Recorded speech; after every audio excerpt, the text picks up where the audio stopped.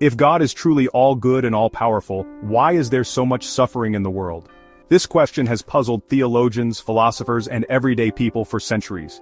We see natural disasters causing widespread destruction, innocent people falling victim to violence, and diseases inflicting pain and despair. How can a benevolent God allow such things to happen? Some people point to a verse in the Bible, Isaiah 45 verse 7, as evidence that God creates both good and evil. This verse seems to contradict the very nature of God as a being of pure love and light. How can we reconcile these seemingly opposing ideas? The answer lies in understanding the nuances of language and the historical context in which the Bible was written. To fully grasp the meaning of Isaiah 45 verse 7, we must delve into the original Hebrew text and explore the various interpretations of this complex verse. By examining the original language and context, we can gain a deeper understanding of what the Bible truly says about God's role in the existence of evil. The crux of the debate surrounding Isaiah 45 verse 7 lies in the translation of a single Hebrew word, ra. In English translations, this word is often rendered as evil. However, ra encompasses a much broader range of meanings than the English word evil suggests. Ra can refer to moral evil such as wickedness and sin. However, it can also encompass calamity, disaster, and suffering. It can even refer to things that are simply unpleasant or undesirable.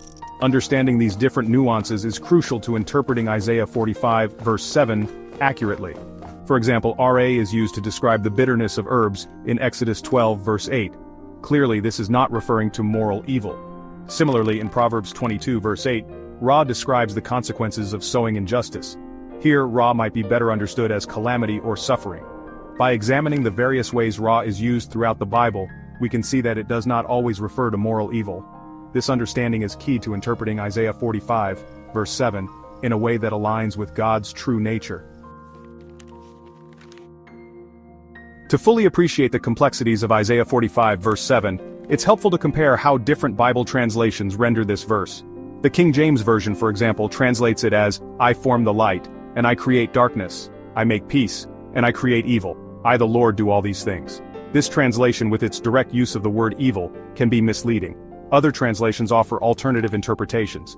The New International Version states, "I form the light and create darkness. I bring prosperity and create disaster. I, the Lord, do all these things."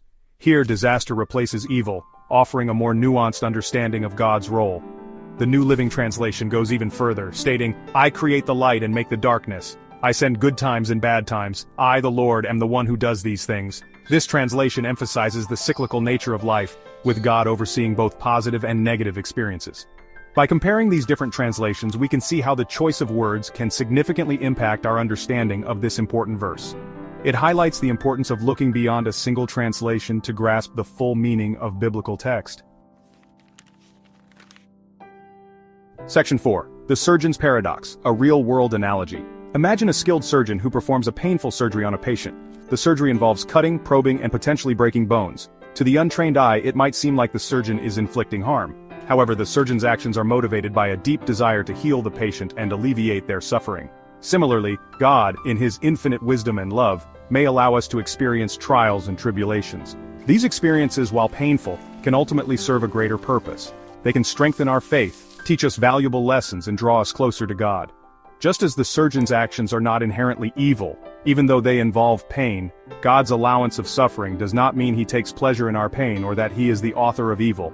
Instead, it suggests that He works through all circumstances, even the difficult ones, to bring about His ultimate plan for our lives. This analogy helps us understand that God's actions, even when they seem negative from our limited human perspective, are always motivated by love and guided by His perfect plan. Section 5. The Gift and Burden of Free Will, Humanity's Choice. One of the most important concepts to consider when discussing the problem of evil is the gift of free will. God created humans with the ability to choose between right and wrong, good and evil. This gift of free will is essential to our humanity, as it allows us to love, create, and experience life in its fullness. However, free will also comes with a heavy responsibility. When we choose to act selfishly, to harm others, or to disobey God, we introduce evil into the world. The consequences of our choices can be far-reaching, causing pain and suffering for ourselves and others. The story of Adam and Eve in the Garden of Eden illustrates this concept perfectly. They were given a choice, to obey God and live in paradise, or to disobey Him and face the consequences. Their decision to disobey God brought sin and death into the world, highlighting the profound impact of human choice. God, in his love for us, allows us to experience the consequences of our actions, both good and bad. He does not force us to follow him, or prevent us from making bad choices. Instead, he allows us to learn and grow through our experiences, even the difficult ones. Section 6. Beyond Human Understanding, the Mystery of Suffering.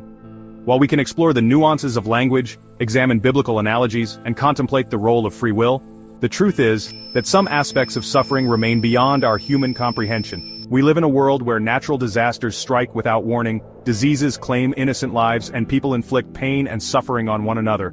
It is natural to question why a loving God would allow such things to happen. Why do good people suffer? Why do the innocent become victims? These are questions that have haunted humanity for centuries, and there are no easy answers. Perhaps suffering serves a purpose that we cannot yet grasp.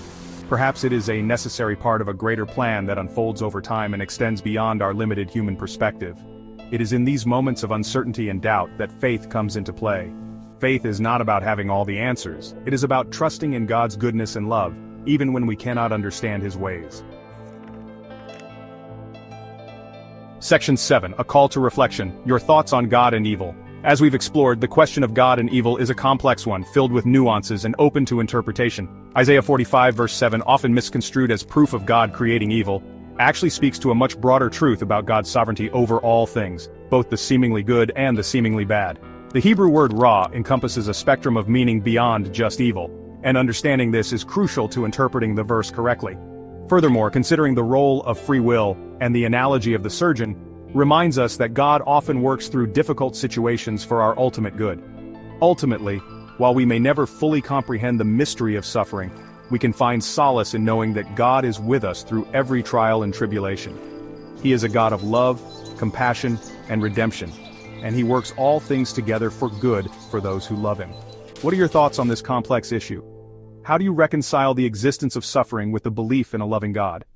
Share your perspectives and let's engage in a respectful dialogue on this timeless question.